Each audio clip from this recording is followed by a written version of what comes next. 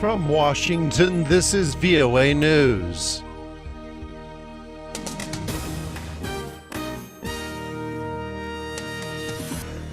Ukraine vows to press military offensive in pro-Russian east, and thousands feared dead in massive Afghanistan landslide.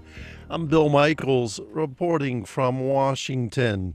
Ukraine says it will continue pressing its military offensive against pro-Russian separatists in eastern Ukraine, as the Kremlin reported receiving thousands of calls for help from the region's Russian-speaking citizenry.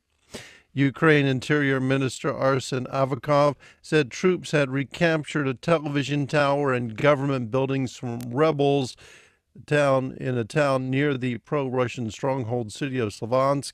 In a Facebook posting, Avakov said, "We must not stop." In Moscow, Kremlin spokesman Dmitri Peskov said Russian President Vladimir Putin had not yet decided how to respond to the offensive or to the deaths of at least 42 people, most of them pro-Russian, who died in fighting Friday in the port city of Odessa. U.S. Secretary of State John Kerry is strongly condemning the continuing violence in Ukraine, and he says Russia will face tougher economic sanctions if it does not stop trying to interfere with elections called by the Kyiv government. Kerry is on a trip through Africa. He spoke with Russian Foreign Minister Sergei Lavrov Saturday about the situation in Ukraine. VOA State Department correspondent Scott Stearns reports from Kinshasa. Secretary Kerry welcomed the release of 7 OSCE inspectors who'd been detained by pro-Russian militants in Ukraine, but said many other steps need to be taken to reverse the sudden escalation of conflict between separatists and supporters of the Kyiv government. Secretary Kerry spoke by telephone with Foreign Minister Lavrov while on a flight to the Democratic Republic of Congo. Kerry said he told Lavrov that Russia must withdraw its support for separatists. If those supported by Russia continue to interfere with the election, regrettably there will have to be additional sanctions, including the possibility of the reality of sector sanctions. Sector sanctions would affect the Russian economy more broadly than the measures that have so far been applied against Moscow. Scott Stearns, VOA News, Kinshasa. Meanwhile, Secretary Kerry has arrived in the Democratic Republic of Congo, where he will meet with President Joseph Kabila. The two leaders are expected to discuss recent security gains against rebel groups in eastern Congo. Earlier Saturday, Kerry made a fresh appeal for South Sudan's warring factions to seek peace.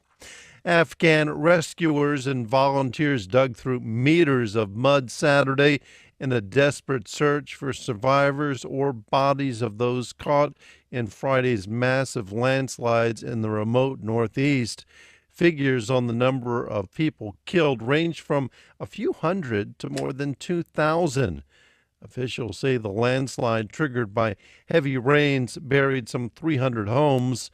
The devastating landslide hit after a smaller landslide a few hours earlier.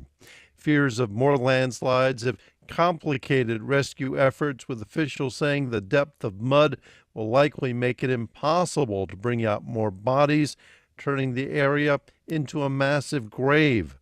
U.S. President Barack Obama offered condolences to the Afghan people Friday and said U.S. forces stand ready to help. An Egyptian court has sentenced 102 Islamist supporters of ousted former President Mohamed Morsi to 10 years in prison for rioting and possession of weapons. Many sentences handed down by Egyptian courts are later reduced on appeal. Edward Yeranian reports for VOA from Cairo.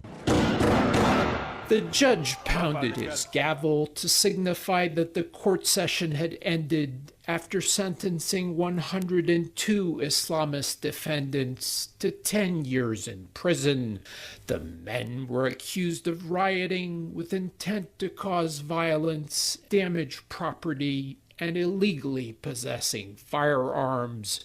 The ruling, which may be appealed, relates to violence last July in which one man died. Unlike several recent cases in the southern city of Minya, in which hundreds of defendants were given the death penalty, no harsh verdicts were handed down Saturday. International critics have blasted Egypt for issuing hundreds of death sentences in the Minya cases, but many of those verdicts will be later reduced on appeal. Edward Yeranian for VOA News, Cairo. Pre-race favorite California Chrome burst ahead of the pack Saturday to easily win the most exciting 2 minutes in sports, the Kentucky Derby. For more on these stories and all of the day's news, visit our website at voanews.com.